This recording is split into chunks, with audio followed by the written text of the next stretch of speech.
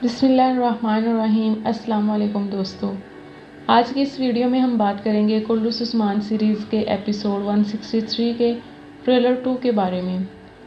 Trailer 1 में हमने देखा कि कुस्तुनतीन उस्मान बे से हारने की वजह से गुस्से में होता है और बदला लेने के लिए मचल रहा होता है। जैसा कि मैंने आपको पिछली वीडियो में बताया था कि उस्मान बे बुरसा के लिए पहली जंग की तैयारियां कर रहे हैं।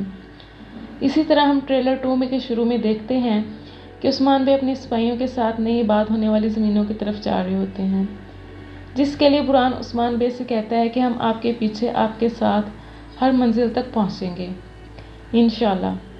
जिस पर उस्मान बे कहते हैं कि हमारा हदफ गज़ल इल्मा है, यानी कि हमारी मंजिल कुस्तुनतुनिया है।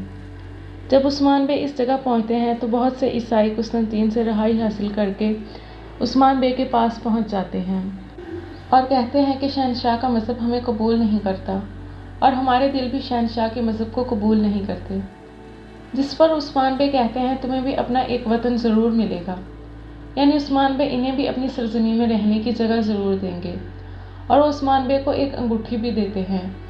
अब ये किसकी अंगूठी हो सकती है और कौन हैं ये लोग? क्या ये वाकई कुस्तुनतीन के सताए हुए लोग हैं या फिर कुस्तुनतीन ने इन्हें उस्मान बे के पास जासूसी के लिए भेजा है? क्योंकि कुस्तुनतीन को ख़त के बाद हकीकत का पता चल गया है और अब जब वो बदले की आग में जल रहा है तो उस्मान बे से बदले के लिए नए नए हरबे आजमाएगा। अगले सीन में हम देखते हैं कि गौंचा याकूब बे से मिलने आती है। महमद जो ज़ाहिरी तौर पर तो काफ़ी अच्छा बर्ताव कर रहा है, लेकिन इसने कुस्तुनतीन को ख़त लिखकर काइयों को फंसाने की कोशिश की है।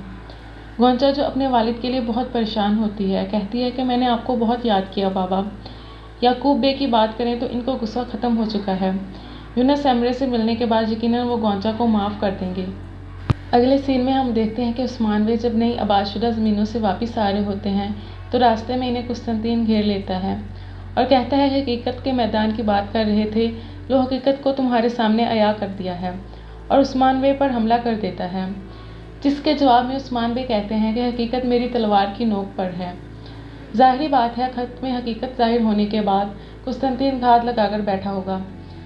आगे बाला खतून एल्चियम से कहती है, हुलुफिरा की जासूसी शिकार होने का नतीजा क्या होगा जानती हो? उस्मान बे, उरहान और इनके सिपाहियों की जान जाएगी। जिस पर एल्चियम जवाब देती है, मैं हसद करने लगी थी, मेरी जगह कोई भी होती वो हसद करती।